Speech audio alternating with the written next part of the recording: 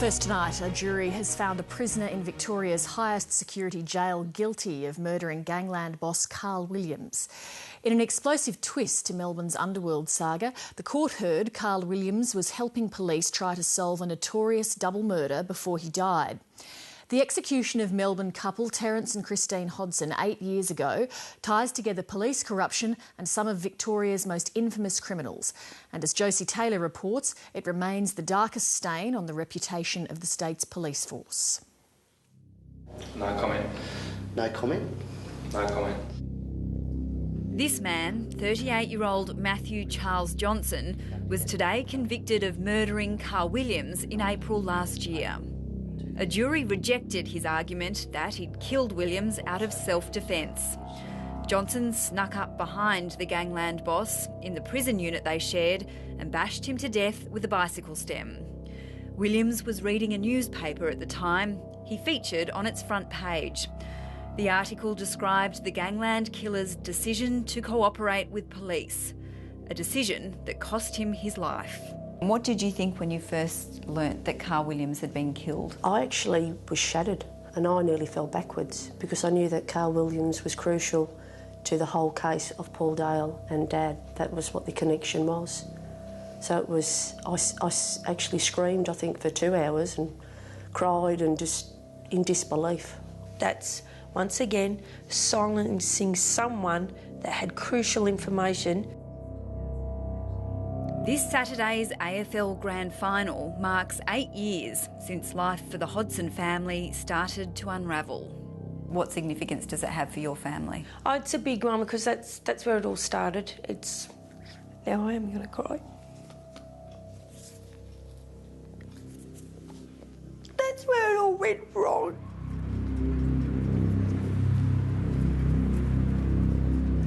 On Grand Final Day 2003, Terence Hodson was caught with a corrupt detective stealing drugs from a house in Melbourne's southeast. Hodson decided to strike a deal with anti-corruption police. He agreed to give evidence against the detective and his sergeant, Paul Dale. But before he got to the witness box, someone executed Terence Hodson in his home. His wife, Christine, was shot dead beside him. We've lost Mum and Dad. Our kids have lost their grandparents. Without Hodson's evidence, police were forced to drop all charges against Paul Dale. He moved to Victoria's north to run a petrol station. But a specialised police task force had him under investigation, and in 2009, Paul Dale was arrested and charged with the murder of Terence Hodson. The case against him collapsed suddenly last year. I've maintained my innocence from day one of these events. I'm totally innocent of the murder of Christine and Terence Hodson. But evidence that has emerged in a Melbourne court in the past fortnight suggests otherwise. A jury was told that gangland killer Carl Williams implicated Paul Dale in the murder of Terence Hodson. Williams told police that Dale had approached him to have Terence Hodson killed. Williams made 3 statements to police before the gangland killer was bashed to death in Victoria's highest security prison last year. Carl Williams was at the centre of Melbourne's gangland war. He was serving 35 years in jail after admitting he ordered several murders. Williams told police he began a corrupt relationship with drug squad detective Paul Dale around 2002. Dale would give Williams information in exchange for cash, about $40,000 in total. But in 2003, Dale was arrested and Terence Hodson was due to give crucial evidence against him. Williams says the former detective asked him to kill Terence Hodson. We went for a walk. Dale told me that he had to get Hodson, and he had to get Hodson before Dale's committal. Dale said he didn't want to go back to jail. Dale asked me if I could help him out. He said it had to be done before his committal. I knew why, because if the evidence goes into the committal, it can still be used if the witness is dead at the trial. I told Dale I would help him out if he needed me to. The agreed price, according to Williams, was $150,000. He hired a known hitman and Dale deposited bundles of cash in a wheelie bin. Carl Williams then passed on the money to the hired killer who carried out the job. I said to him, "What happened with the Sheila?" He said, "That's not for you to worry about." That was the end of the conversation. I asked him about the Sheila because I didn't think she needed to die, and she wasn't part of the contract. But in exchange for telling police this information, the jury was told Carl Williams got big rewards. His father, George Williams, was moved from another prison to be housed with his son. His father's tax debt of $750,000 would be paid off, as would his daughter's private school fees. He'd be eligible for a $1 million reward for solving the Hodgsons murders. And crucially, police would support his appeal to have his 35-year sentence potentially cut by up to 15 years. The maximum security Acacia unit of Barwon Prison is under constant CCTV monitoring. But no guards responded to the murder until Johnson alerted them to it nearly half an hour later. The day of his death, he was front page headlines.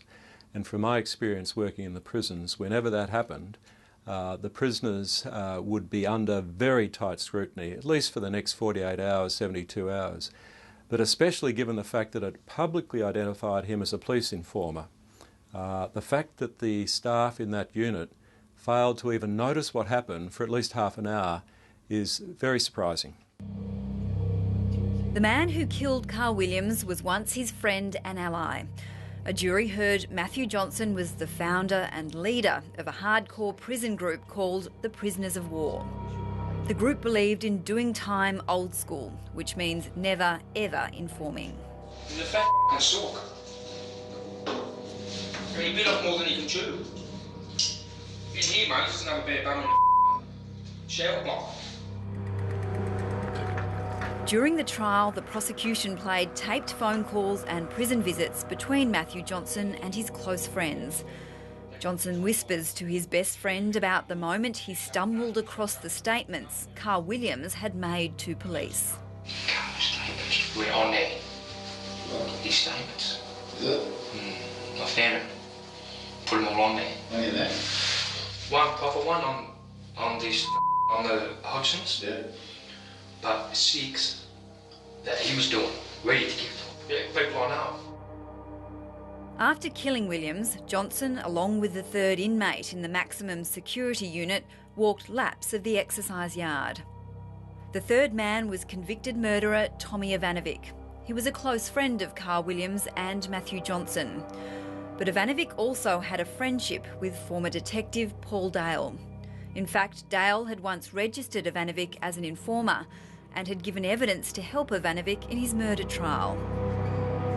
Paul Dale and his lawyer Tony Hargraves declined 730's request for an interview. The evidence against Paul Dale was never tested in court.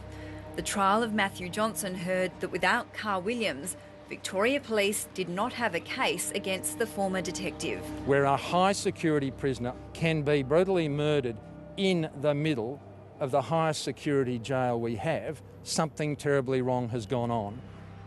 In opposition, the now Victorian Premier, Ted Baillieu, called for a judicial inquiry into the killing. But today, no one from the Baillieu government was prepared to talk. Victoria Police refused to dwell on the information Carl Williams took to his grave. The events of today was about seeing a conviction for the murder of Carl Williams, and we're really pleased with the result that's come down. Thank you. Thank you. The Hodgsons' daughters want a royal commission into their parents' deaths.